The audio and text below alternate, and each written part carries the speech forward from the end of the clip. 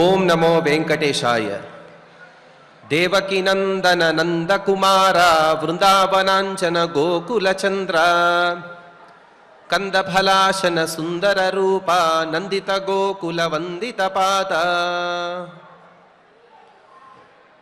వసుదేవ దేవకి దంపతులకు జన్మించి నంద యశోదల చెంత చింతలేక పెరిగినవాడు గోకులము మరియు వృందావన ప్రాంతంలో తన సహచరులను మరియు గోపికా స్త్రీలను ఆనందపరిచినవాడు సుందర రూపి అయిన శ్రీకృష్ణ పరమాత్మ తదభిన్న స్వరూపుడైన వెంకటేశ్వర స్వామి వారి దివ్యానుగ్రహ విశేషం చేత తిరుమల తిరుపతి దేవస్థానం వారు నిర్వహించే ధార్మిక కార్యక్రమాల్లో భాగంగా మనమిప్పుడు అరణ్య పర్వ ప్రవచన కార్యక్రమాన్ని ఆచార్యుల వారితో కలిసి విఘ్నేశ్వర ధ్యానాదులను కలిసి పలుకుతూ ప్రారంభించుకుందాం.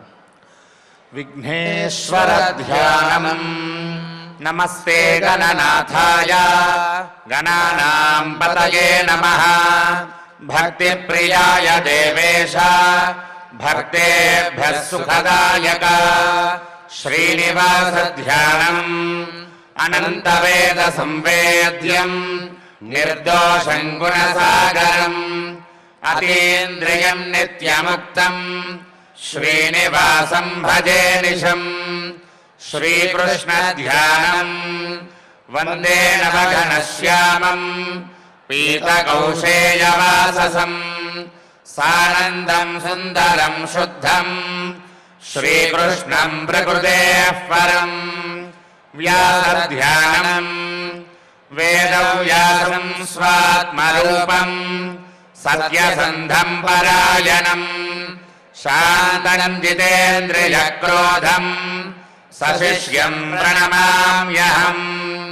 అథ సంకల్పః శ్రీమదాదివరాహ క్షేత్రే విరాజమానస్య జగద్రక్షణార్థమవతీర్ణస్య శ్రీమదఖిలాండకోటి బ్రహ్మాండ నాయకస్య శ్రీ వెంకటేశ్వర స్వామినః పరిపూర్ణానుగ్రహేణ సర్వేషాం భక్తజనానాం ఆదివ్యాధి నివృత్తి ద్వారా ఆయురారోగ్యైశ్వర్యాభివృద్ధ్యర్థం సర్వారిష్ట నివృత్తి ద్వారా సకల శ్రేయోభివృద్ధ్యర్థం ధర్మార్థ కామ మోక్షాఖ్య చతుర్విధ పురుషార్థ సిద్ధ్యర్థం సమస్త పాపక్షయార్థం శ్రీ పరమేశ్వర ప్రీత్యర్థం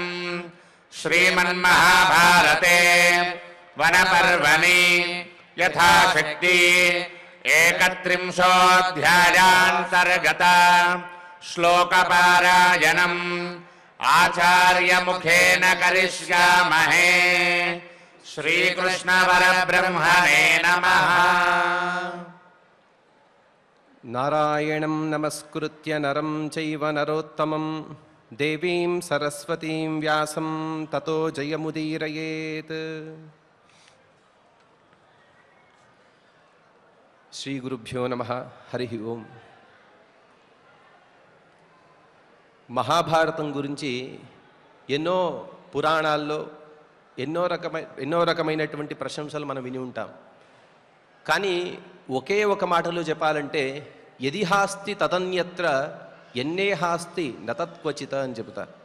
అంటే ప్రపంచంలో ఉండేటువంటి అన్ని శాస్త్రాల్లో ఏవైతే గొప్పతనాలు చెప్పున్నారో, అనగా ఎన్ని విషయాలైతే ప్రస్తావన చేసి ఉన్నారో ఆ అన్ని విషయాలను కూడా ప్రస్తావన చేసిన ఏకైక గ్రంథరాజము మహాభారతం మాత్రమే. మహాభారతంలో లేని విషయం ప్రపంచంలో ఎక్కడా కూడా లేదు. మహాభారతంలో ఉన్న విషయాలు అన్ని చోట కూడా చెప్పబడి ఉన్నాయి అని చెబుతారు. అంటే వ్యాఖ్యేయ రూపాలు అని చెబుతారు. అంటే ఏదైతే మూలాధారంగా ఉంటుందో దానికి వ్యాఖ్యాన రూపంగా అనేక గ్రంథాలు మనం వింటూ ఉంటాం. ఇక్కడ మహాభారతం అనేది మూల గ్రంథం అయితే మిగిలిన సమస్త పౌరుషేయ అపౌరుషేయ వాంగ్మయాలు గ్రంథాలని కూడా ఈ మహాభారతం యొక్క వ్యాఖ్యాన రూపాలు అని కూడా చెప్పే ఒక సంప్రదాయం. అందుకోసమే దేవతలకు కూడా ఇటువంటి సందేహమే ఒకటి వచ్చిందట. ఇన్ని గ్రంథాలు ఉన్నాయి కదా, ఇన్ని గ్రంథాల్లో కూడా శ్రేష్టమైన గ్రంథమేది అని చెప్పగా వ్యాసుల వారు చెప్పారట, ఈ సమస్య ఏదైతే ఉందో ఈ సంశయానికి పరిహారం ఎలాగంటే అన్ని గ్రంథాలను కూడా మీరు ఒక చోట చేర్చండి అని చెప్పారట. చేర్చి ఒక తక్కెడను ఏర్పాటు చేసి మహాగ్రంథాన్ని ఒకచోట, మిగిలిన సమస్త పౌరుషేయ అపౌరుషేయ వాంగ్మయాన్ని ఒకచోట పెట్టారట. అంటే పెట్టడం అంటే ఆ గ్రంథాలను పుస్తక రూపంగా, ఇప్పుడు మనం చెప్పేట్టుగా పేజీ రూపంగా పెట్టడం కాదు, కానీ ఆ గ్రంథాల యొక్క అభిమాని దేవతలను అక్కడ ఒకచోట పెట్టారట. కానీ ఈ మహాభారతానికి ఒకే ఒక ప్రధాన దేవత, అతను పరమాత్మ మాత్రమే. అందుకోసమే తక్కెడలో ఈ మహాభారతం యొక్క అభిమాని దేవత అయిన పరమాత్మని ఒకచోట, మిగిలిన సమస్త వాంగ్మయాన్ని ఒకచోట పెడితే ఇవేవి కూడా, అనగా మిగిలిన సమస్త వాంగ్మయాలన్నీ కూడా మహాభారతానికి సమానంగా తూగలేకపోయాయి అనే విషయాన్ని కూడా ఈ కథ ద్వారా మనం తెలుసుకుంటూ ఉంటాము. ఇటువంటి అనేక విషయాలు, అంటే భీష్మాచార్యుల వారి ద్వారా చెప్పినటువంటి ఉపదేశాలు పలు విధాలు. మనం మహాభారతం అంటే ఏమనుకుంటామంటే కురు పాండవ సంగ్రామము ఇంతవరకేనే అనుకుంటాం. అంటే కానీ దాదాపుగా ఒక మహాభారతం యొక్క గ్రంథాన్ని మనం పరిశీలిస్తే తెలిసే విషయం ఏమంటే అంతవరకు జరిగేది 30% మాత్రమే. కురు పాండవ యుద్ధం తర్వాత జరిగినటువంటి వృత్తాంతాలే అనేక విధాలు, అక్కడ చెప్పిన విషయాలే పలు విధాలు, అక్కడ చెప్పినవే ప్రమాణము, అదే తత్వము అని చెబుతారు. అంటే మిగతాది అప్రమాణము, అది తత్వం కాదు అని కాదు, కానీ తర్వాత జరిగిన విషయాలే చాలా ముఖ్యమైనవి. అసలు మనిషి తన జీవితంలో కావలసినటువంటి విలువలు ఏవైతే ఉన్నాయో అవన్నీ కూడా అక్కడే చెప్పబడి ఉన్నాయి అని చెబుతారు. ఇంత మాత్రం కాదు, శ్రీమద్భాగవతమైన హరివంశ పురాణమైన ఇవన్నీ కూడా ఈ మహాభారతానికి కొనసాగింపు గ్రంథాలన్నీ కూడా మనం తెలుసుకుని ఉన్నాము. అటువంటి గ్రంథరాజము మహాభారతం. ఆ గ్రంథంలో కూడా ఇంతదాకా కూడా ఆది పర్వం సభాపర్వం జరుపుకొని మనం అరణ్య పర్వలో ఇప్పుడు కొనసాగుతూ ఉన్నాం. అంటే మనిషి తను రాజ్యకాంక్షతో ఉన్నప్పుడు, రాజ్యంలో ఉన్నప్పుడు ఎలాగైనా జీవించి ఉండొచ్చు, కానీ కష్టకాలంలో ఎలా ఉండాలి, కష్టం వచ్చినటువంటి సందర్భంలో ఎటువంటి తన ధీటైనటువంటి జీవితాన్ని కొనసాగించాలని తెలపడానికే ఈ అరణ్య పర్వం అనేది జరుగుతుంది.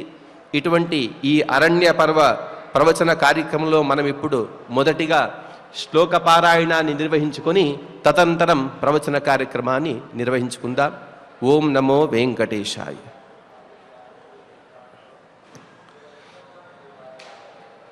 అథ 31ోऽధ్యాయః. అథ 31ోऽధ్యాయః. యుధిష్ఠిర ఉవాచ. వల్గు చిత్రపదం శ్లక్ష్ణం. యాజ్ఞసేనిత్వయా వచః. ఉక్తం తచ్ఛ్రుతమస్మాభిః. నాస్తిక్యంతు ప్రభాషసే. నాహం కర్మ ఫలాన్వేషీ. రాజపుత్రి చరామ్యుత. దదామి దేయమిత్యేవ. యజ్ఞైర్యష్టవ్యమిత్యుత. అస్తు వాత్ర ఫలం మావా. కర్తవ్యం పురుషేణ యత్. గృహే వా వసతా కృష్ణే. యథాశక్తి కరోమి తత్. ధర్మం చరామి శుశ్రోణి. న ధర్మ ఫలకారణాత్. ఆగమాననతిక్రమ్య. సతాం వృత్తమవేక్ష్య చ. ధర్మ ఏవ మనః కృష్ణే. मनः कृष्णे स्वभावाच्चैव मे धृतम् स्वभावाच्चैव मे धृतम् धर्मवाणिज्यको हीनः धर्मवाणिज्यको हीनः जघन्यो धर्मवादिना जघन्यो धर्मवादिना न धर्मफलमाप्नोति न धर्मफलमाप्नोति यो धर्मं दोग्धुमिच्छति यो धर्मं दोग्धुमिच्छति यश्चैनं शङ्कते कृत्वा यश्चैनं शङ्कते कृत्वा नास्तिक्यात् पापचेतनः नास्तिक्यात् पापचेतनः अतिवादाद्वदाम्येषः अतिवादान्मदाम्येषः मा धर्ममभिशङ्किताः धर्ममभिशङ्कताः धर्माभिशङ्की पुरुषः धर्माभिशङ्की पुरुषः तिर्यग्गतिपरायणः तिर्यग्गतिपरायणः धर्मो यस्याभिशङ्क्य स्यात् धर्मो यस्याभिशङ्क्य स्यात् आर्षं वा दुर्बलात्मनः आर्षं वा दुर्बलात्मनः वेदाच्छूद्र इवापेयात् वेदाच्छूद्र इवापेयात् सलोकादजरामरात् सलोकादजरामरात् वेदाध्यायी धर्मपरः वेदाध्यायी धर्मपरः कुले जातो मनस्विनी कुले जातो मनस्विनी स्थविरेषु स योक्तव्यः स्थविरेषु स योक्तव्यः राजर्षिर्धर्मचारिभिः राजर्षिर्धर्मचारिभिः पापीयान् स हि शूद्रेभ्यः पापीयान् स हि शूद्रेभ्यः तस्करेभ्यो विशिष्यते तस्करेभ्यो विशिष्यते शास्त्रातिगो मन्दबुद्धिः शास्त्रातिगो मन्दबुद्धिः यो धर्ममभिशङ्कते यो धर्ममभिशङ्कते प्रत्यक्षं हि त्वया दृष्टः प्रत्यक्षं हि त्वया दृष्टः ऋषिर्गच्छन् महातपाः ऋषिर्गच्छन् महातपाः मार्कण्डेयो प्रमेयात्मा मार्कण्डेयो प्रमेयात्मा धर्मेण चिरजीविता धर्मेण चिरजीविता व्यासो वसिष्ठो मैत्रेयः व्यासो वसिष्ठो मैत्रेयः नारदो लोमशः शुकः नारदो लोमशः शुकः अन्ये च ऋषयः सर्वे अन्ये च ऋषयः सर्वे धर्मेणैव सुचेतसः धर्मेणैव सुचेतसः प्रत्यक्षं पश्यसि ह्येतान् प्रत्यक्षं पश्यसि ह्येतान् दिव्ययोगसमन्वितान् दिव्ययोगसमन्वितान् शापानुग्रहणे शक्तान् शापानुग्रहणे शक्तान् देवेभ्योऽपि गरीयसः देवेभ्योऽपि गरीयसः एते हि धर्ममेवादौ एते हि धर्ममेवादौ वर्णयन्ति सदा नघे वर्णयन्ति सदा नघे कर्तव्यममरप्रख्याः कर्तव्यममरप्रख्याः प्रत्यक्षागमबुद्धयः प्रत्यक्षागमबुद्धयः अतो नार्हसि कल्याणि अतो नार्हसि कल्याणि धातारं धर्ममेव च दातारं धर्ममेव च राज्ञिमूढेन मनसा राज्ञिमूढेन मनसा क्षेप्तुं शङ्कितुमेव च क्षेप्तुं शङ्कितुमेव च उन्मत्तान् मन्यते बालः उन्मत्तान् मन्यते बालः सर्वानागतनिश्चयान् सर्वानागतनिश्चयान् धर्माभिशङ्को नान्यस्मात् धर्माभिशङ्को नान्यस्मात् प्रमाणमधिगच्छति प्रमाणमधिगच्छति इन्द्रियप्रीतिसम्बन्धम् इन्द्रियप्रीतिसम्बन्धम् यदिदं लोकसाक्षिकम् यदिदं लोकसाक्षिकम् एतावन्मन्यते बालः एतावन्मन्यते बालः मोहमन्यत् మోహమన్యత్ర గచ్చతి మోహమన్యత్ర గచ్చతి ప్రాయశ్చిత్తన్న తస్యాస్తి ప్రాయశ్చిత్తం న తస్యాస్తి యో ధర్మమభిశంకతే యో ధర్మమభిశంకతే ధ్యాయన్ సకృపణః పాపః ధ్యాయన్ సకృపణః పాపః న లోకాన్ ప్రతిపద్యతే న లోకాన్ ప్రతిపద్యతే ప్రమాణాద్ధినివృత్తో హి ప్రమాణాధినివృత్తో హి వేదశాస్త్రార్థనిందకః వేదశాస్త్రార్థనిందకః కామలోభాతి గోమూఢః కామలోభాతి గోమూఢః నరకం ప్రతిపద్యతే నరకం ప్రతిపద్యతే యస్తు నిత్యం కృతమతిః యస్తు నిత్యం ధృతమతిః ధర్మమేవాభిపద్యతే ధర్మమేవాభిపద్యతే అశంకమానః కళ్యాణి అశంకమానః కళ్యాణి సోముత్రానంత్యమశ్నుతే సోముత్రానంత్యమశ్నుతే. ఈ విధంగా యుధిష్ఠిర ద్రౌపది వీరిద్దరు సంవాదం చేసినటువంటి అనేక శ్లోకాలను చక్కగా పారాయణ చేసుకున్నాం.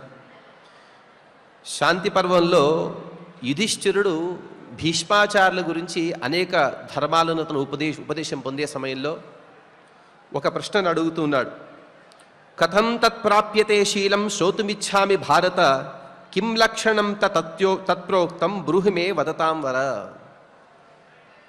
ప్రపంచంలో ఎవరైనా ఉన్నతమైనటువంటి స్థానాలని పొందాలంటే వారు సుశీల సంపన్నులై ఉండాలి. అసలు సుశీల సంపన్నత అనేది ఎలా ఉండాలి, ఈ విషయాన్ని మీరు చెప్పండి అని యుధిష్ఠిరుడు ప్రశ్న అడిగినప్పుడు అటువంటి సమయంలో భీష్మాచార్య వారు ఒక విషయం చెబుతారు. పురా దుర్యోధనేనేహ ధృతరాష్ట్రాయ మానద ఆఖ్యానం తప్యమానేన శ్రియం దృష్ట్వా తవాగతం. అంటే ఎంత ఆశ్చర్యం చూడండి. ప్రపంచంలో అత్యంత చెడ్డవారుగా మనం దుర్యోధనుడి గురించి చెప్పుకుంటూ ఉంటాం. రామాదివత్ వర్తితవ్యం న రావణాదివత. దుష్టులు ఎవరంటే రామాయణ పాత్రల్లో రావణుడు, అలాగే మహాభారతంలో చెప్పినప్పుడు దుర్యోధనుడే చెప్తాం. కానీ ఇటువంటి దుర్యోధనుడికే నిమిత్తంగా చేసుకుని ఒక పెద్ద వృత్తాంతమే ఇక్కడ సంప్రాప్తమవుతోంది. ఎప్పుడైతే రాజసూయ యాగం నివృత్తమైపోయిందో ఆ రాజసూయ యాగంలో ధర్మరాజు అలాగే పాండవుల యొక్క సంపదలు చూసినటువంటి దుర్యోధనుడికి కడుపు మంట. అయ్యో వీరిన్ని సంపదలను పొందారని ఒక చోట కడుపు మంట, మరొక చోట అతనికి అవమానం అయితే జరిగిపోయింది. అంటే అది అవమానం అని చెప్పకూడదు, కానీ ఎవరో నవ్వారు, దానికి ఇతను ఏదో బాధపడుతూ ఉన్నాడు. అటువంటి సందర్భంలో అదే విషయాన్ని భీష్మాచార్యుల వారు చెబుతూ శ్రియం దృష్ట్వా తవాగతం, నీకు వచ్చినటువంటి సంపదలు చూసి ఓర్వలేక దుర్యోధనుడు తన తండ్రి అయిన ధృతరాష్ట్రుడి ముందు ఏడుస్తూ ఉన్నాడు. ఏడుస్తూ తను అనేక విషయాలు చెబుతున్నాడు. నేను ఇటువంటి వాడిని, నాకు ఇంత పరాక్రమం ఉంది, నా వెనక ఇంతమంది ఉన్నారు, కానీ నన్ను చూసి వీరందరూ కూడా నవ్వేశారు. అంటే దుర్యోధనస్తదాదీనః సర్వం ప్రియే పిత్రే నివేదయత శ్రుత్వా హి ధృతరాష్ట్రశ్చ దుర్యోధన వచస్తదా. అదంతా కూడా సావధానంగా విన్నాడు ధృతరాష్ట్రుడు. విని తను చాలా సుందరంగా చెబుతున్నాడు. ఏదో ధృతరాష్ట్రుడు అంటే మనం చాలా తప్పటడుగులు వేసినవాడు, ఒక తండ్రి ఎలా ఉండకూడదు అని మాత్రమే వింటుంటాము. కానీ ఈ వృత్తాంతం ద్వారా ధృతరాష్ట్రుడు ఎంత గొప్పవాడు అనేది కూడా తెలిసి వస్తుంది. అంటే ధృతరాష్ట్రుడు కొన్ని సందర్భాల్లో తప్పులు కూడా చేసి ఉన్నాడు, కానీ ధృతరాష్ట్రుడు సామాన్యుడు కాదు, సాక్షాత్ యమధర్మరాజు యొక్క అవతారం. యమధర్మరాజే తను ధర్మరాజు కూడా అవతరించాడు. మరొక అంశతో ధృతరాష్ట్రుడిగా, మరొక అంశతో విదురుడుగా కూడా అవతరించి ఉన్నాడు. అటువంటి యమధర్మరాజు అంశం కలిగిన ఈ ధృతరాష్ట్రుడు చెబుతున్నాడు, ఎందుకయ్యా ఏడుస్తావు? కిమర్థం తప్యసే పుత్ర శ్రోతుమిచ్ఛామి తత్వతః శ్రుత్వా త్వాం అనునేష్యామి యది సమ్యక్ భవిష్యతి. నేను ఒక మాట చెబుతాను, ఖచ్చితంగా బాగా వినవయ్యా. కింకరా యత్వాం మహదైశ్వర్యం ప్రాప్తుం పరపురంజయ కింకరా భ్రాతరా సర్వే మిత్ర సంబంధి బాంధవాః ఆచ్ఛాదయసి ప్రావారాన్ అశ్నాసి పిశితౌతనం. సంపదలు అని అంటున్నావు దుర్యోధన, కానీ నీ సంపదలు ఎంతవరకు? నీ వెనక ఉన్నారు కదా, నా వెనక ఇంతమంది ఉన్నారు అని అనుకుంటున్నావు కదా, వారేదో నీ పైన ప్రేమతో ఉండట్లేదయ్యా. పిశితౌదనం, నీలో ఉండేటువంటి రక్తమాంసాలు పీల్చడం కోసం వీరందరూ ఇక్కడ ఉన్నారు. అంటే నీ సంపదలు చూసి వారు నీ వెనక ఉన్నారే కానీ నీ కోసం వారెవరు కూడా లేరు. అంటే నీవంత సద్గుణ సంపన్నుడివి కాదు. అంటే సరే నేను మంచివాడిని కావాలి, వీరందరూ కూడా స్వాభావికంగా నా వెనక ఉండాలి, నా పైన చాలా ప్రేమ కురిపించాలంటే నేనేం చెయ్యాలి అని అడుగుతూ దశతాత సహస్రాణి స్నాతకానాం మహాత్మనాం భుంజతే రుక్మపాత్రీభిః యుధిష్ఠిర నివేశనే. సుశీల సంపన్నుల్లో యుధిష్ఠిరుడు చూపిస్తారు మీరందరూ కూడా. కానీ యుధిష్ఠిరుడు ఎంత సుశీలుడు అని సాక్షాత్తుగా ఆ దుర్యోధనుడే చెబుతూ ఉన్నాడు. ప్రతిరోజు కూడా 10,000 మంది స్నాతకులు ఆ ధర్మరాజు యొక్క నివేశనంలో వెండి పాత్రలో భోంచేస్తున్నారు, బంగారు పాత్రల్లో భోంచేస్తూ ఉన్నారు. అంటే స్నాతకుల లెక్కను మాత్రమే ఇక్కడ చెబుతున్నారు. ఇంకొక చోట కూడా చెబుతారు 80,000 మంది సన్యాసులు కూడా భోంచేవారు అని కూడా చెబుతారు. అంటే ఇంతమందే సన్యాసులు అయి ఉంటే స్నాతకులు ఎంతమంది, బ్రహ్మచారులు ఎంతమంది, గృహస్థులు ఎంతమంది, అతిథి అభ్యాగతులు ఎంతమందిని కూడా మనం తెలుసుకోవచ్చు. అంటే ప్రతిరోజు కూడా కొన్ని లక్షల మందికి అన్నదానం చేసేటువంటి గొప్ప యోగ్యత కలిగిన వాడు ధర్మరాజు. అటువంటి వాణ్ణి చూసి నా కడుపు ఎందుకు రగలదు? దృష్ట్వాచ తాం సభాం దివ్యాం దివ్య పుష్ప ఫలాన్వితాం అస్నాంస్తి. ఆ ధర్మరాజు యొక్క సభను చూశాను, ఆ సభను చూసి నా కడుపు మంట ఇంకా రగులుతోంది అని తన బాధను చెప్పుకుంటూ ఉన్నాడు. చాలా దీర్ఘంగా చెప్తాడు. తనలో ఉండేటువంటి దుర్గుణాలని తన మాటలలోనే స్పష్టంగా చెప్పేశాడు. వారికి ఇన్ని సంపదలు ఉన్నాయి కాబట్టి నాకు కడుపు మంట, ఆ మాత్సర్యాన్ని స్పష్టంగా చెప్పేశాడు. అందుకు ధృతరాష్ట్ర చెబుతాడు, ఇదంతా వద్దు నాయనా, నీవు అంతటి గొప్పవాడు అయి ఉండాలంటే ఏం చెయ్యాలి? యదిచ్ఛసి శ్రియం తాత యాదృశీ సా యుధిష్ఠిరే విశిష్టాంబా నరశ్రేష్ఠ శీలవాన్ భవపుత్రక. నీవు కూడా యుధిష్ఠిరుడితో సమానమైనటువంటి సంపదలు కావాలి అని అనుకొని ఉంటే యుధిష్ఠిరుడిలాగా నీవు కూడా శీలవంతుడైపో. ఎందుకంటే శీలేన హి త్రయోలోకాః శక్యా జేతుం న సంశయః నహి కించిత్ అసాధ్యం వై లోకే శీలవతాం సతాం. ఎందుకంటే ప్రపంచంలో ఒకే ఒకటి ఉంటే చాలు, అదేదంటే సౌశీల్యం, సుశీలము. ఆ శీలం అనేది ఉంటే చాలు ప్రపంచంలో ఉండేటువంటి అన్ని వస్తువులు కూడా సరళంగా పొందొచ్చు. పొందినవారు ఎవరో చెప్పనా? ఏకరాత్రేణ మాంధాత. మంచి సుశీల సంపన్నుడు కాబట్టేనే మాంధాత చక్రవర్తి ఒక రాత్రిలోనే ప్రపంచాన్ని తన వశం చేసుకుని ఉన్నాడు. త్రహేణ జనమేజయ. సుశీలవంతుడు కాబట్టే జనమేజయ చక్రవర్తి 3 రోజుల్లోనే తను పృథివీని వశం చేసుకుని ఉన్నాడు. సప్తరాత్రేణ నాభాగ పృథివీం ప్రతిపేదివాన్. 7 రోజుల్లో మాంధాత చక్రవర్తి కూడా సమస్త ప్రపంచాన్ని తన వశపరుచుకున్నాడు. కాబట్టి తతస్తేషాం గుణక్రీత వసుధా స్వయమాగత. ఏమి సౌశీల్యము? ఈ సౌశీల్యం ఉంటే ఏమవుతుంది అంటే సాక్షాత్తు పృథ్వీదేవి వచ్చి అతని వశమైపోతుంది. అందుకోసం ఈ సౌశీల్యాన్ని ఉంటే అందుకోసం దుర్యోధనుడు తను అడుగుతూ కథం తత్ప్రాప్యతే శీలం శ్రోతిమిచ్ఛామి భారత ఏన శీలేన సంప్రాప్తాః క్షిప్రమేవ వసుంధరాం. ఈ సౌశీల్యాన్ని పొందమని చెప్తున్నావు కూడా, దీన్ని ఎలా పొందాలి? దీన్ని పొందడానికి ఏదైనా మార్గం ఉందా అంటే ధృతరాష్ట్రుడు చెబుతూ అత్రాపి ఉదాహరంతీం ఇతిహాసం పురాతనం.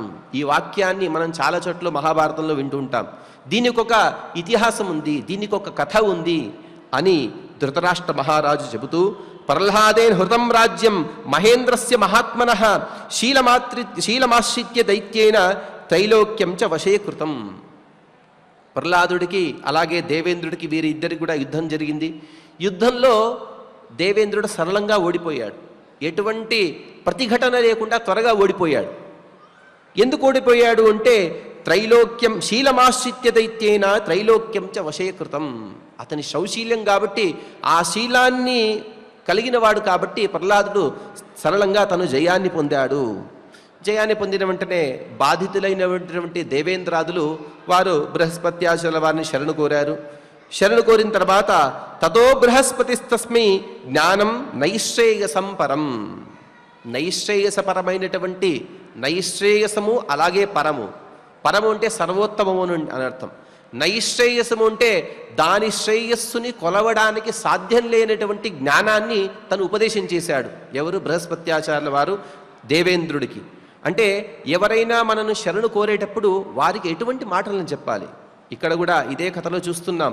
దుర్యోధనుడు వచ్చాడు, వచ్చిన వెంటనే అడిగిన వెంటనే ఎదుగో తీసుకో, ఈ ఇంత సైన్యాన్ని తీసుకో, వెళ్ళి దండెత్తు, వాడిని చంపేయి అని చెప్పలేదు ధృతరాష్ట్రుడు. తను చెబుతూ నీవు సుశీలాన్ని పొందు అని చెప్పాడు. అదేవిధంగా ఇక్కడ కూడా దేవేంద్రుడికి బృహస్పత్యాచార్యుల వారు చెబుతూ నీకు నిశ్రేయసమైనటువంటి, నీకు ఏదైతే శ్రేయస్సును చేకూరుతుందో అటువంటి జ్ఞానాన్ని ఉపదేశిస్తాను, విను. విశేషోష్టి మహానుస్తాత భార్గవస్య మహాత్మనః తత్రాగమయ భద్రంతే భూయ ఏవ సురోత్తమ. ప్రహ్లాదుడిలో ఒక విశేషం ఉందయ్యా. ఆ విశేషాన్ని తెలుసుకోవాలంటే నీవు అక్కడికే వెళ్ళాలి, ప్రహ్లాదుడి దగ్గరికే నీవు వెళ్ళాలి, నేను వెళ్ళాలి. కాబట్టి మనం ఇద్దరం కూడా అక్కడికే వెళదామని వీరిద్దరు కూడా ఆ ప్రహ్లాదుడి దగ్గరికి వెళ్ళారు. వెళుతూ స్తుత్వా ప్రోవాచ మేధావి శ్రేయ ఇచ్ఛామి వేదితం. అప్పుడు ప్రహ్లాద స్తుతితం బ్రవీ క్షణో నాస్తి ద్విజోత్తమ. వీరిద్దరు కూడా వెళుతూ బ్రాహ్మణ రూపంలో వెళ్ళాడట దేవేంద్రుడు. వెళ్ళి ఆ ప్రహ్లాదుడిని అడుగుతున్నాడు, నేను నీతో కాసేపు మాట్లాడాలి అంటే. ప్రహ్లాదుడు చెబుతాడు, క్షణో నాస్తి ద్విజోత్తమ. అయ్యా, నేను ఇంతదాకా కూడా భూలోకానికి మాత్రమే చక్రవర్తి, ఇప్పుడు 3 లోకాలకు నేనే చక్రవర్తిని. భూర్భువస్వహ, ఈ 3 లోకాలు కూడా నా అధీనం. కాబట్టి నాకు ఒక నిమిషం కూడా టైం లేదు. ఏవో ఇప్పుడు స్కెడ్యూల్ అని అంటూ ఉంటాం. ఆ షెడ్యూల్లో నీతో మాట్లాడడానికి నాకు సమయం లేదు, కాబట్టి నీవు తర్వాత రమ్మని అతనికి చెబుతాడు. అందుకు దేవేంద్రుడు అంటాడు, అలా కాదు, మీరు ఎలాగైనా నాకు కాస్త సమయాన్ని ఇవ్వాల్సింది అంటే ఫలానా సమయంలో రమ్మని చెబుతాడు. అతను ఈ నిర్దేశించిన సమయంలోనే దేవేంద్రుడు అక్కడికి వెళ్తాడు. వెళ్ళిన తర్వాత ఇద్దరు కూడా ప్రశాంతంగా కూర్చుని మాట్లాడుతూ ఉన్నారు. మాట్లాడేటప్పుడు తథే త్యక్త్వా దదో కాలే జ్ఞానతత్వం దిజోచద. ప్రహ్లాదుడు కూర్చున్నప్పుడు ప్రశాంతంగా ఉన్నటువంటి సమయంలో దేవేంద్రుడు అతన్ని అడిగాడు, ఇంత గొప్ప రాజ్యాన్ని, త్రైలోక్యాధిపత్యాన్ని నీవు పొందడానికి ఏ తపస్సు చేశావు, ఏ పూజ చేశావు, ఏ దేవతను ఆరాధించావు అంటే మేము కూడా అటువంటి దేవతలను ఆరాధిస్తాం కదా అంటే అదేదో దాచిపెట్టుకునే విషయం కాదు. అందుకోసం సుశీల సంపన్నుడు కాబట్టి ప్రహ్లాదుడు కూడా సరళంగా అతని అడిగినటువంటి మాటలకి తాను ఉత్తరమిస్తూ ఉన్నాడు. సమాధానం ఇచ్చేటువంటి సమయంలో ప్రహ్లాదుడు ఎలా ఉన్నాడు అంటే ప్రశాంతంగా ఉన్నాడు. అలాగే అడగడానికి వచ్చినటువంటి వాడికి, వారు అడిగిన వారికి సంతృప్తికరంగా మాటలను మనం మాట్లాడాలి.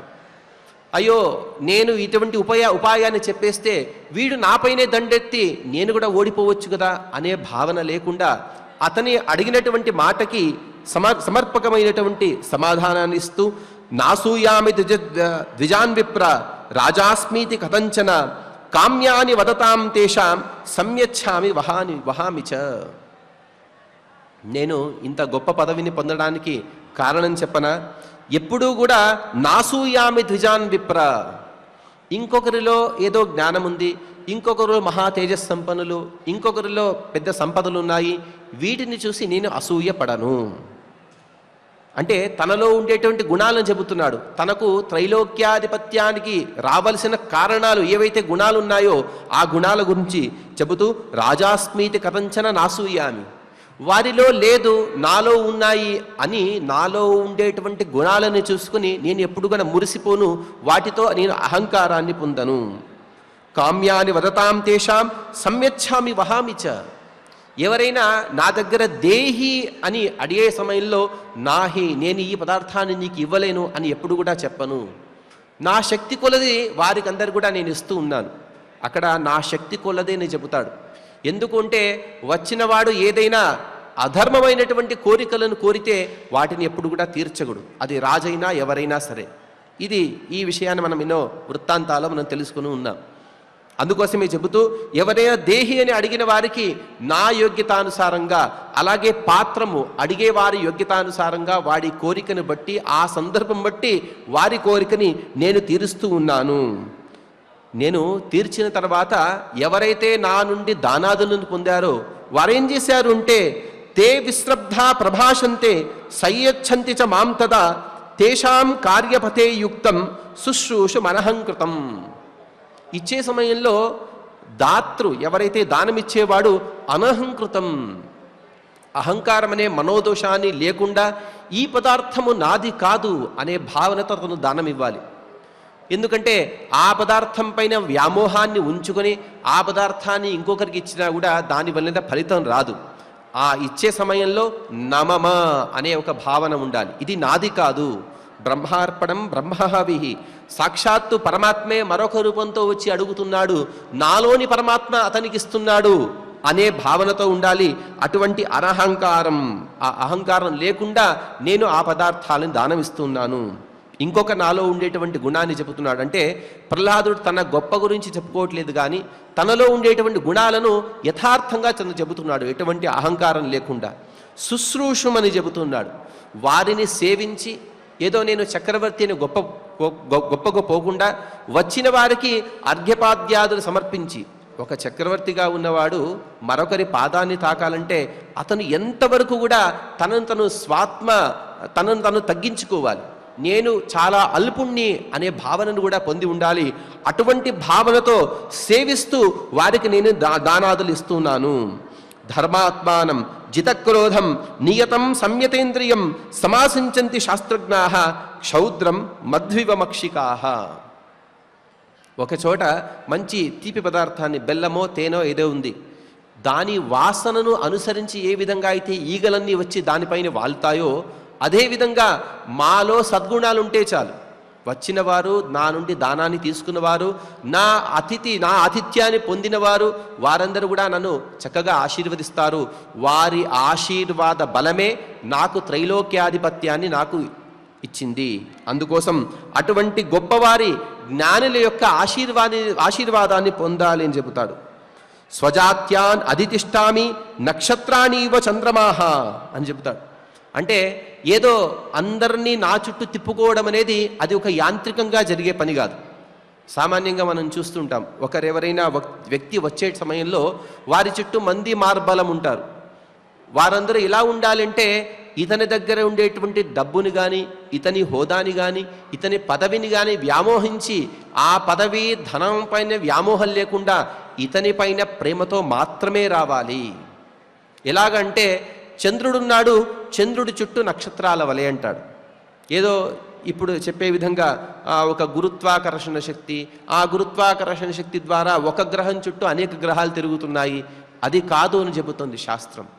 చంద్రుడు అనేవాడు చాలా గొప్ప కాంతి కలిగిన వాడు. ఆ చంద్రుడి కాంతికి అవన్నీ కూడా దాసోహమని అన్ని నక్షత్రాలు కూడా ఏ విధంగా అయితే చంద్రుడి చుట్టూ తిరుగుతూ ఉన్నాయో అదేవిధంగా నా చుట్టూ తిరిగే వారందరూ కూడా నా సౌశీల్య కారణంగానే నా చుట్టూ ఉన్నారు, కానీ నా ధనాదుల కారణంగా నా చుట్టూ లేరు అని తను చెబుతూ, యద్బ్రాహ్మణ ముఖే హవ్యం ఏతచ్చుత్వా ప్రవర్తతే. ఎవరైనా జ్ఞానులు వస్తే నేను వారికి కావలసినటువంటి అన్నపానాదులను ఇస్తాను. వారు చివరికి అన్నదాత సుఖీభవ అని చెబితే చాలు, ఆ సుఖం అనేది నాకు వచ్చేస్తుంది. కాబట్టి ఇటువంటి పెద్దవారి సేవ, నా ఇంద్రియ నిగ్రహము, అక్రోధము, ఎటువంటి క్రోధం లేకుండా ఉండుట, అసూయ దంభము ఇటువంటి దోషాలు లేకుండా ఉండుట, దానం చేయడము, ఇటువంటి సద్గుణాల వల్ల, ఈ కారణాల వల్ల మాత్రమే నాకు ఈ త్రైలోక్యాధిపత్యం అనేది వచ్చింది అని తను చెప్పాడు. ఇంతదాకా బాగానే ఉంది. ఇంతదాకా జరిగిన తర్వాత ఈ బ్రాహ్మణ రూపి అయినటువంటి ఇంద్రుడు సరే ఇంకా చాలా విషయాలను అడుగుతున్నాడు. జ్ఞానం ఎలాగా, కర్మలు ఎలాగా అని అన్ని విషయాలను అడిగిన తర్వాత ప్రహ్లాదుడికి చాలా సంతోషం అయిపోయింది. ఆ సంతోష ఉద్రేక కాలంలో తను అడుగుతున్నాడు, వరం వృణీష్వ, నీకేదైనా వరం కావాలంటే కోరుకో, ఎందుకంటే నా ద్వారా ఇంత జ్ఞానాన్ని పొందావు కదా. అంటే గొప్పవారిలో ఉండేటువంటి ఈ గుణం అనేది చాలా దుర్లభం. వారు ఏదో సాధారణమైనటువంటి ధనమో ధాన్యమో అడిగితే ఇచ్చి పంపించేస్తారు, కానీ జ్ఞానాన్ని అడిగిన వాడికి మాత్రం నీవేది కావాలో అని అడగమంటారు. అటువంటి వరాన్ని కావాలి అని కోరుకుంటే ఆ దేవేంద్రుడు అడిగేశాడు, వరే ప్రదిష్టే విప్రేణ నాల్పచేతమిత్యుత భవత శీలమిచ్చామి. అయ్యా, నీలో ఏదైతే శీలం ఉంది కదా, ఆ శీలం నాకు కావాలి అని కోరుకున్నాడట.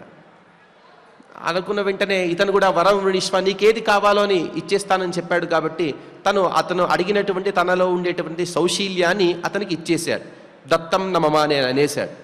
అన్న వెంటనే తస్య చింతయమానస్య ఛాయాభూతం మహాద్యుతే తేజో విగ్రహవత్తాత శరీరమజహత్తత. ఆ ప్రహ్లాదుడి యొక్క శరీరం నుండి ఒక తేజస్సు బయటికి వచ్చిందట.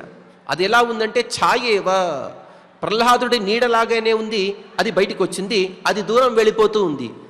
ప్రహ్లాదుడి కాస్త ఆశ్చర్యపడుతూ తను అడుగుతున్నాడు, నీవెవరు అని అడిగాడు. తమాపృచ్చన్ మహారాజ ప్రహ్లాద కో భవానితి, ఎవరయ్యా నువ్వు, నా శరీరం నుండి బయటికి ఎందుకు వెళ్తున్నావు అంటే అతను అన్నాడు, ప్రత్యాహ తంతు శీలోస్మి త్యక్తో గచ్చామ్యహం త్వయా. నేను నీలో ఉండేటువంటి సౌశీల్యము, ఆ శీలానికి రూపమే నేను, కాబట్టి నీవు నన్ను దానంగా ఇచ్చేసావు కాబట్టి నేను బయటికి వెళ్తున్నాను అన్నాడు. సరే, అతను వెళ్ళిపోయాడు. కాస్త ఇతను స్థిమితంగా అక్కడే కూర్చొని ఉన్నాడు. అటువంటి సందర్భంలో తస్మిన్ తేజసి యాతేతు తాదృగ్రూపోపి తత్పరః, అటువంటి మరొక రూపం కూడా బయటికి వచ్చింది, అది కూడా దూరం వెళ్తోంది. ప్రహ్లాదుడు అడిగాడు, నీవెవరు అని అడిగితే ప్రహ్లాదు ఆ రూపం చెప్పింది, ధర్మం ప్రహ్లాద మాం విద్ధి యత్రాసో ద్విజసత్తమః. నీవేదైతే దానంగా శీలాన్ని ఇచ్చావు కదా, ఆ శీలాన్ని అనుసరించి నేనుంటాను. నేనెవరంటే నేను ధర్మము, నీలో ఉండేటి ధర్మ తత్పరత అనే గుణమే నేను, ఆ శీలాన్ని అనుసరించి నేను కూడా వెళ్ళిపోతున్నాను. అలాగే మరొక రూపం బయటికి వచ్చింది. కో భవాన్ అని అడిగాడు. అడిగిన వెంటనే ఆ ఛాయా చెప్పింది, సత్యం విద్య అసురేంద్రాద్య, నేను నీలో ఉండేటువంటి సత్యం అనే గుణము నేను బయటికి వెళ్తున్నాను. ఇలాగే ధర్మము వెళ్ళిపోయింది, బలము వెళ్ళిపోయింది, చివరికి ఒక స్త్రీ కూడా బయటికి వస్తుంది. ఆ స్త్రీ దేవత చాలా ఉజ్వలంగా మంచి కాంతులతో తను విరాజిల్లుతోంది. అటువంటి స్త్రీ దేవతను కూడా తను అడిగాడు ప్రహ్లాదుడు, నీవెవరంటే శ్రీహి అస్మి, నీలో ఉండేటువంటి సంపదలే నేను అని చెప్పిన వెంటనే ఇక ప్రహ్లాదుడు నిస్తేజసుడైపోయాడు. తనలో ఉండేటువంటి అన్ని గుణాలు కూడా బయటికి వెళ్ళిపోయాయి. వెళ్ళిపోయిన వెంటనే తర్వాత అతనికి త్రైలోక్య ఆధిపత్యం అనేది వెళ్ళిపోయింది అని కూడా ఈ వృత్తాంతం ద్వారా తెలుపుతున్నారు.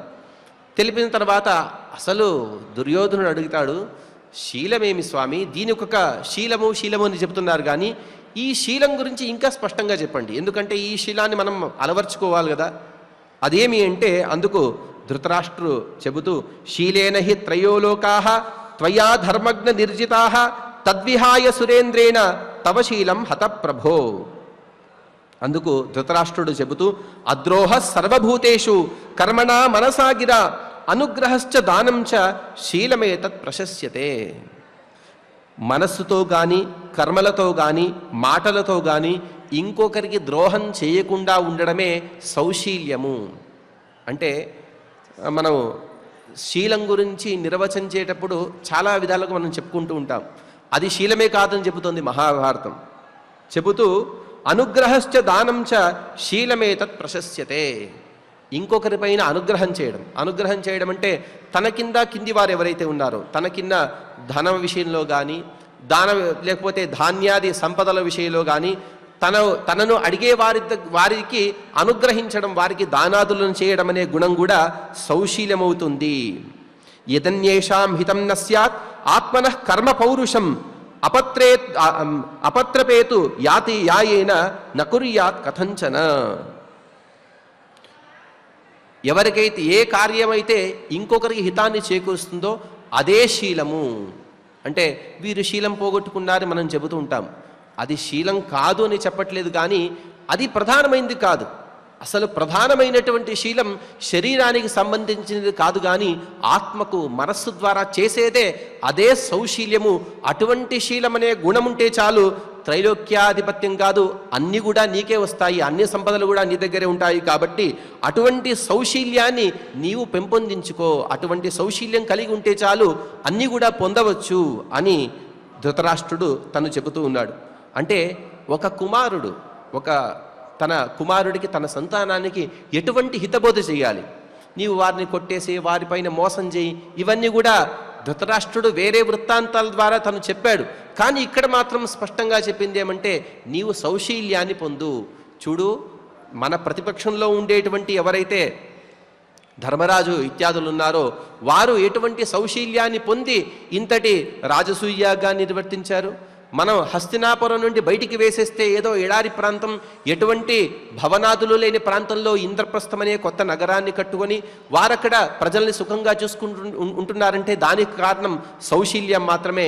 ఇటువంటి గుణాన్ని నీవు కూడా అలవర్చుకో, తద్వారా మాత్రమే నీవు సుఖాన్ని పొందవచ్చు అని ధృతరాష్ట్రుడు ఆ దుర్యోధనుడికి ఉపదేశం చేశాడు. అటువంటి చక్కని వృత్తాంతాన్ని మనం తెలుసుకున్నాం. ఇప్పుడు ఆచార్యుల ద్వారా 2 మాటలను తెలుసుకుని తర్వాతి కార్యక్రమాన్ని కొనసాగించుకుందాం. ఓం నమో వెంకటేశాయ. ఓం నమో వెంకటేశాయ.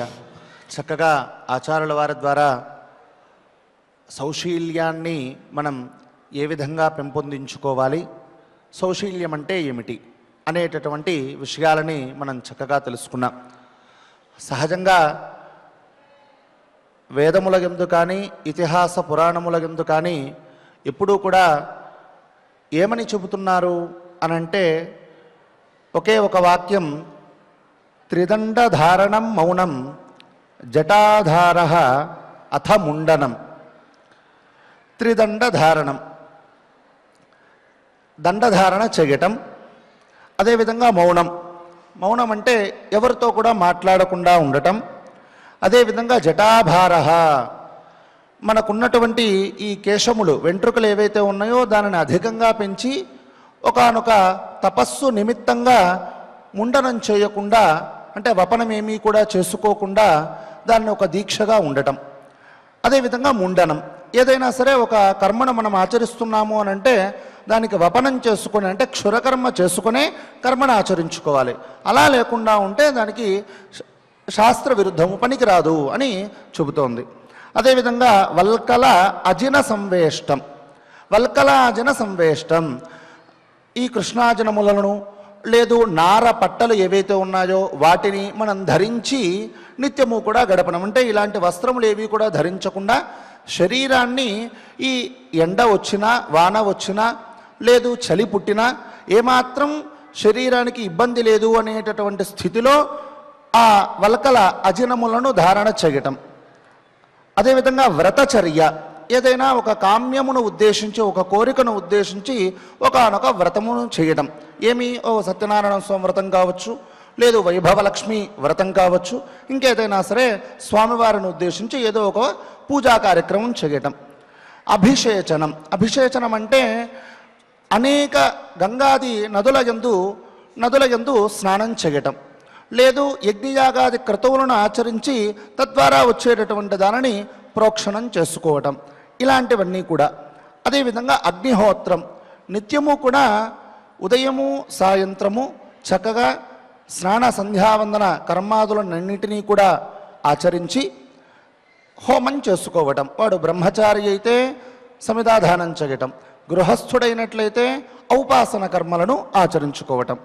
వనే వాసః, అదేవిధంగా వనము యందే వాడు నివసించడం. ఆ తదుపరి శరీర పరిశోషణం.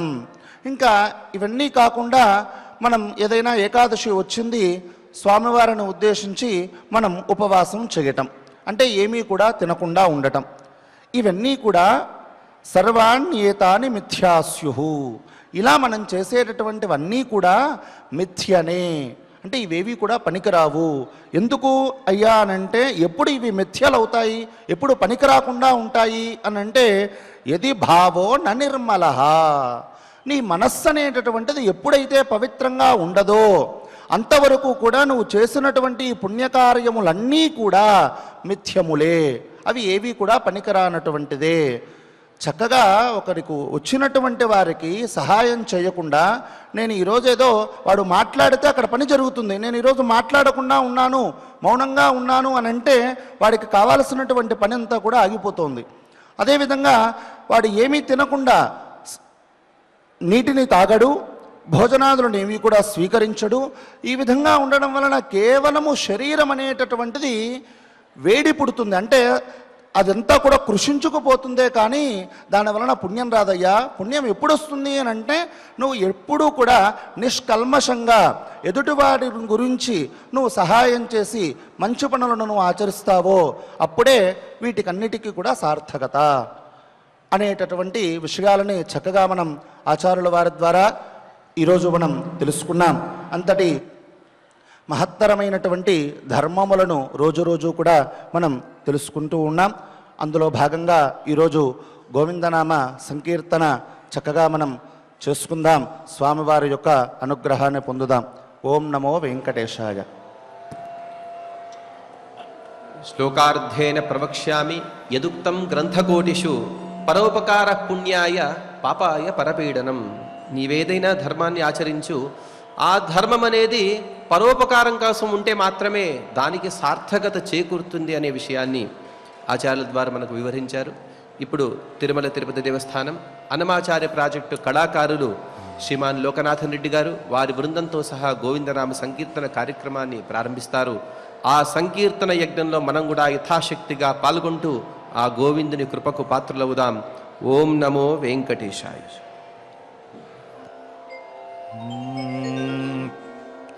ఓం నమో వెంకటేశాయ.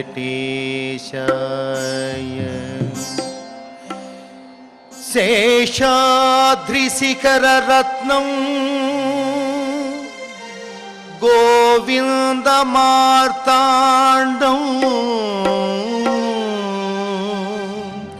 భక్తజన పారిజాతం వందే విష్ణు శ్రీ వెంకటేశ అఖిలేశం శ్రీ వెంకటేశ అఖిలేశం.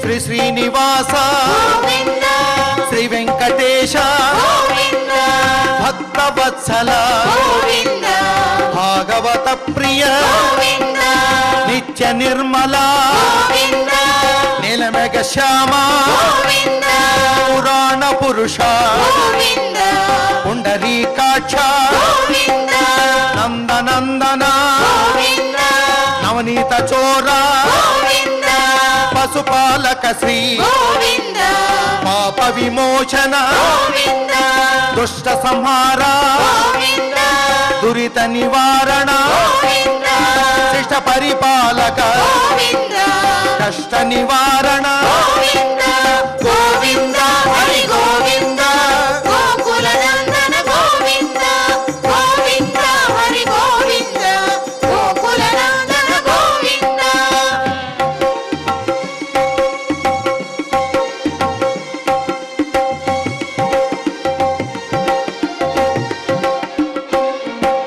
వజ్రమకుటధర గోవింద వరాహమూర్తి గోవింద కోటి జనలోల గోవింద గోవర్ధనోద్ధార గోవింద దశరథనందన గోవింద దశముఖ మర్ధన గోవింద పక్షివాహన గోవింద పాండవ ప్రియ గోవింద మత్స్యకూర్మ గోవింద మధుసూదన హరి గోవింద వరాహ నృసింహ గోవింద వామన భృగురామ గోవింద బలరామానుజ గోవింద భౌగ కల్కిధర గోవింద వేణుగాన ప్రియ గోవింద వెంకటరమణ గోవింద గోవింద హరి గోవింద గోకుల నందన గోవింద గోవింద హరి గోవింద గోకుల నందన గోవింద.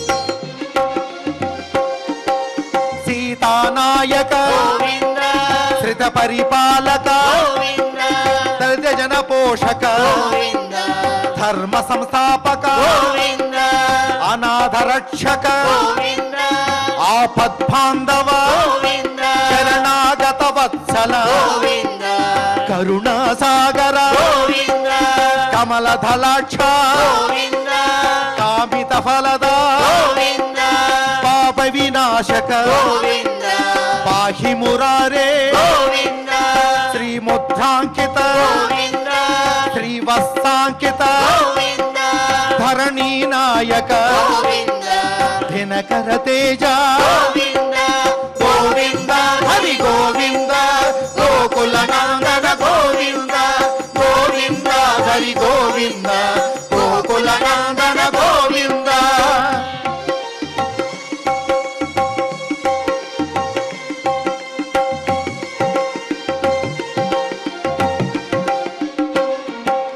పద్మావతి ప్రియ గోవింద ప్రసన్నమూర్తి గోవింద అభయహస్త గోవింద అక్షయ వరద గోవింద శంఖ చక్రధర గోవింద చాంద గదాధర గోవింద విరజాతిరస్థ గోవింద విరోధి మర్ధన గోవింద సాలగ్రామధర గోవింద సహస్రనామ గోవింద లక్ష్మీ వల్లభ గోవింద లక్ష్మణాగ్రజ గోవింద కస్తూరి తిలక గోవింద కాంచనాంబరధర గోవింద గరుడ వాహన గోవింద గజరాజ రక్షక గోవింద గోవింద హరి గోవింద గోకుల నందన గోవింద గోవింద హరి గోవింద గోకుల నందన గోవింద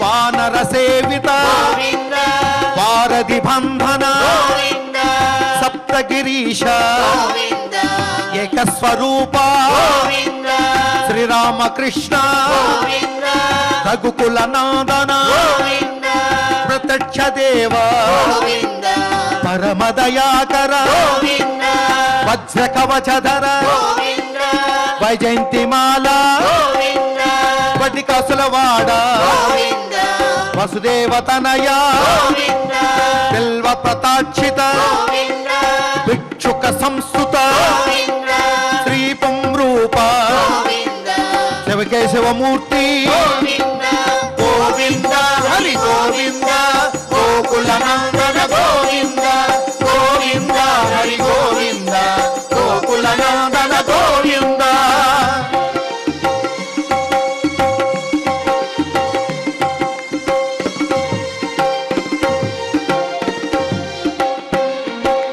బ్రహ్మాండ రూప గోవింద భక్త రక్షక గోవింద నిత్య కళ్యాణ గోవింద నీరజనాభ గోవింద అతి రామ ప్రియ గోవింద హరి సర్వోత్తమ గోవింద జనార్దనమూర్తి గోవింద జగసాక్షి రూప గోవింద అభిషేక ప్రియ గోవింద అపన్నివారణ గోవింద రత్న కిరీట గోవింద రామానుజనుత గోవింద స్వయం ప్రకాశ గోవింద ఆశ్రిత పక్ష గోవింద నిత్య శుభప్రద గోవింద నిఖిల లోకేశ గోవింద గోవింద హరి గోవింద గోకుల నందన గోవింద గోవింద హరి గోవింద గోకుల నందన గోవింద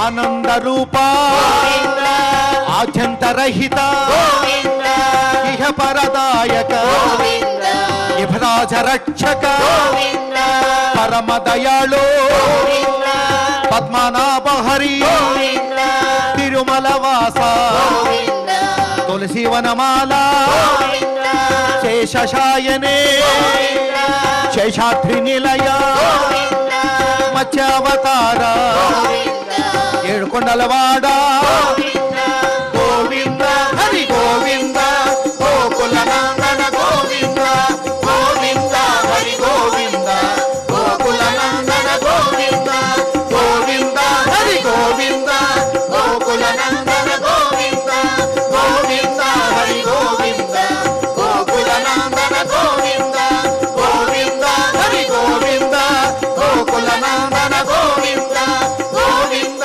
హరి గోవింద గోకుల నందన గోవింద గోకుల నందన గోవింద గోకుల నందన గోవింద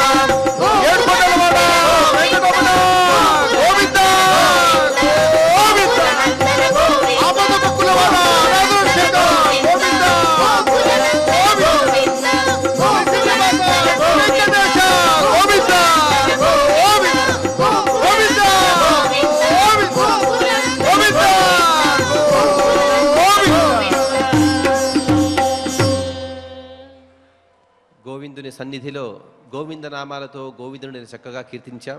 ఇక మనం క్షమా ప్రార్థనాదులను కలిసి పలుకుతూ మంగళాంతంగా ఈ కార్యక్రమాన్ని పూర్తి చేసుకుందాం. అథ క్షమా ప్రార్థనా యదక్షరపదభ్రష్టం మాత్రాహీనం చ యద్భవేత్ తత్సర్వం క్షమ్యతాం దేవ నారాయణ నమోస్తుతే. అథ లోకక్షేమ ప్రార్థనా స్వస్తి ప్రజాభ్యః పరిపాలయంతాం న్యాయేన మార్గేణ మహీం మహిషాః గోబ్రాహ్మణేభ్యః శుభమస్తు నిత్యం లోకాः సమస్తాः సుఖినో భవంతు. అథ భగవత్సమర్పణం కాయేన వాచా మనసేంద్రియైర్వా బుద్ధ్యాత్మనా వా ప్రకృతే స్వభావాత్ కరోమి యద్యత్ సకలం పరస్మై నారాయణాయేతి సమర్పయామి. అథ మంగళం శ్రియః కాంతాయ కళ్యాణ నిధయే నిధయేర్థినాం శ్రీవేంకటనివాసాయ శ్రీనివాసాయ మంగళం.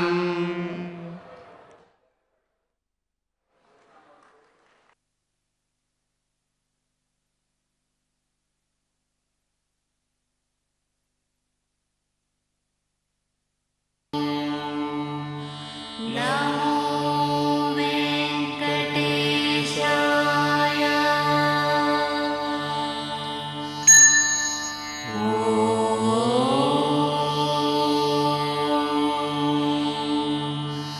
నమో వెంకటేశాయ.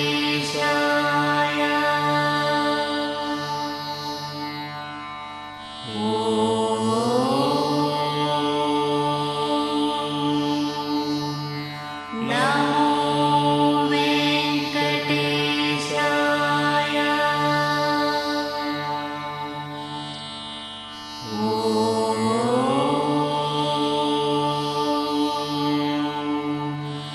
నమో